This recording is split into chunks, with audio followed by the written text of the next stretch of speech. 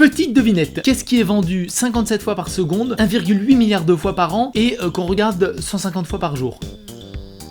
Vous l'avez deviné, il s'agit des téléphones portatifs, enfin les GSM, les smartphones, voilà, les téléphones portables quoi. Aligner 4 bonbons acidulés et 3 sucettes sur Candy Crush cache quelque chose de pas aussi sucré que ça en a l'air.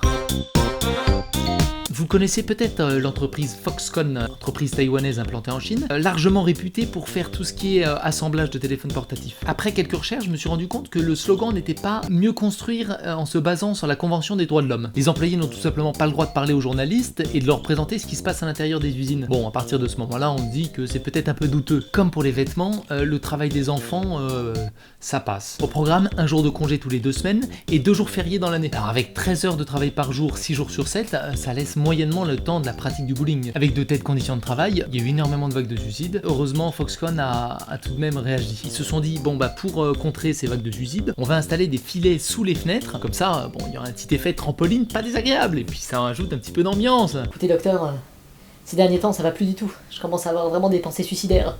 Je pense que je vais en finir. Intéressant. Eh bien écoutez, vous pouvez peut-être vous jeter par la fenêtre, j'ai bien filé en dessous.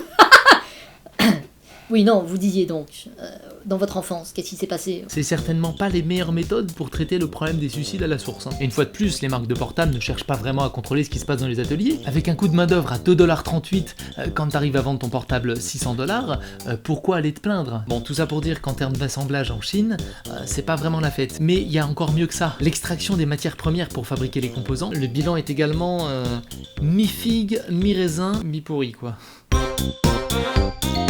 Avec de l'alu et de l'étain qui viennent de Malaisie, du cuivre qui vient du Chili et du lithium qui vient de Bolivie, on peut parler d'un téléphone qui est un véritable concentré du voyage. Mais le composant qui nous intéresse le plus, c'est le tantal, qui est directement extrait des mines de coltan. 80% des mines de coltan viennent de République du Congo. On a besoin de ce tantal pour fabriquer des condensateurs. Qu'est-ce qu'un condensateur? Un condensateur, c'est un composant électronique élémentaire constitué de 2 armatures conductrices appelées électrodes. En d'autres termes, ce sont les éléments électroniques qui permettent de stocker l'énergie et de la distribuer quand il n'y a plus de batterie pour garder la mémoire dans les téléphones. Je me permets au passage un petit sondage assez rapide.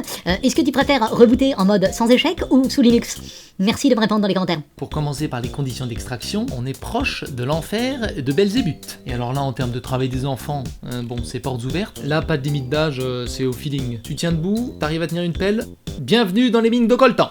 Quand c'est des mines à ciel ouvert, bon ça va, t'es à l'extérieur, t'es un peu boueux, mais tu peux respirer l'air frais. Par contre les mines à proprement parler, bon déjà il fait à peu près 40 degrés dans la mine, et puis je ne parle pas des risques d'éboulement. À travailler 12 heures par jour là-dedans, même pour un stage de fin d'études, tu réfléchis à 2 fois. Mais alors la cerise sur le gâteau, ou alors plutôt la kalachnikov sur le bunker, c'est que la forte demande de ces matières premières entretient des groupes armés. Il faut savoir qu'en République démocratique du Congo, il y a des groupes armés qui s'affrontent, et qui massacrent les populations, les viols, toute la joie qu'on peut connaître. Et la forte demande de ces minerais, appelés d'ailleurs les minerais de sang, alimente directement et finance ces groupes rebelles. C'est tout de même le conflit le plus meurtrier depuis la Seconde Guerre mondiale. 6 millions de morts. Bon, la bonne nouvelle, c'est que les gouvernements sont de plus en plus conscients de ça et demandent aux entreprises d'être transparentes sur la provenance des minerais. Le problème, en ce qui concerne l'Europe, c'est basé sur le volontariat des entreprises. Et puis pour les États-Unis, il n'y a pas de sanctions. Donc bon, l'idée de base est pas mauvaise, mais le problème, c'est qu'en termes de garantie...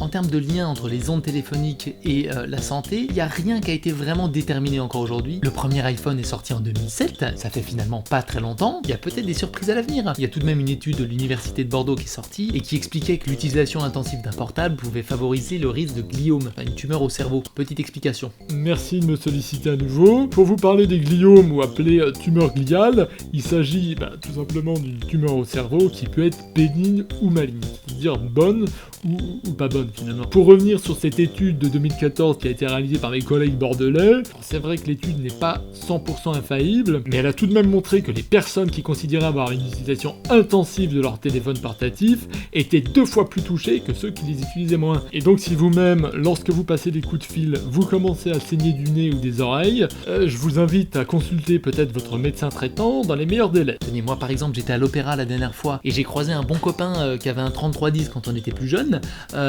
Il a pas changé. Il me disait qu'il avait un peu d'acouphène dans l'œil droit. Oui, de l'acouphène dans l'œil. Je sais pas, les chercheurs ont pas encore trouvé ce que c'était. Mais à part ça, ça va, il a la pêche, hein. Il était content de la pièce. Il a trouvé que c'était un bon moment, comme il a dit. Enfin, il a dit... Il était content. pour l'environnement, comme toujours, c'est pas terrible. Pour vous parler par exemple de la fabrication des aimants qu'on trouve dans les portables, 97% de la fabrication de ces aimants à base de néodyme se trouve en Chine et 70% concentrés sur une ville qui s'appelle Baotou. Pour tout vous dire, la zone de Baotou est devenue radioactive. Pour produire 1 tonne de néodyme, c'est 1 tonne de déchets qui est générée et 75 000 litres d'eau acide qui est rejetée dans un lac qu'ils ont créé à cet effet. Résultat, dans les hôpitaux locaux, 98% des patients sont là pour des cancers. Étonnant. Bon, et comment faire pour s'en mêler dans tout ça ? La première chose, c'est que c'est fini pour moi le camping devant l'Apple Store pour aller chercher le prochain iPhone et avoir le même téléphone finalement un petit peu différent. La deuxième chose, c'est que si mon téléphone se casse, je penserais plutôt aller le réparer plutôt que d'en acheter un nouveau. Figurez-vous que seulement 44% des portables qui sont réparables sont réparés effectivement. Alors c'est vrai, j'ai dit réparables, parce qu'effectivement il y en a qui sont pas réparables. Par exemple, les batteries de l'iPhone sont directement moulées avec la coque. C'est pour éviter de pouvoir la remplacer et puis de garder son téléphone. Vous avez sans doute entendu parler d'obsolescence programmée, c'est une véritable mine d'or. Tenez par exemple les mises à jour automatiques sur les anciens modèles, ça permet de les faire ramer et de se dire bon mon téléphone il est un petit peu dépassé, va falloir que je passe à autre chose, alors qu'il marche très bien. Donc là très facilement la parade, c'est de décocher l'option de mise à jour automatique des logiciels. Petit conseil.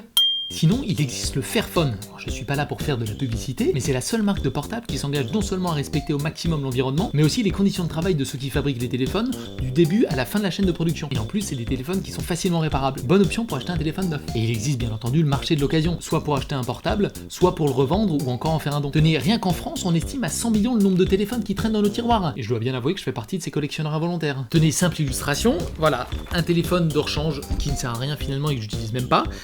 Donc je vais en profiter pour le revendre. Quasi neuf, très peu utilisé, excellente autonomie, coque rose pour plus d'élégance. Si vous la voulez pas, vous pouvez toujours... Je vends donc un téléphone pour pièce qui marche plus, mais en tout cas voilà, je le vends au plus offrant. Merci. En tout cas, merci bande de malheurs d'avoir suivi cette vidéo et n'hésitez pas à la partager bien entendu à toutes les personnes que vous connaissez qui ont un portable, c'est-à-dire probablement tout le monde. Et n'hésitez pas à me contacter si vous avez des questions, vous me passez tout simplement un petit coup de fil et puis on se... Oh chiotte.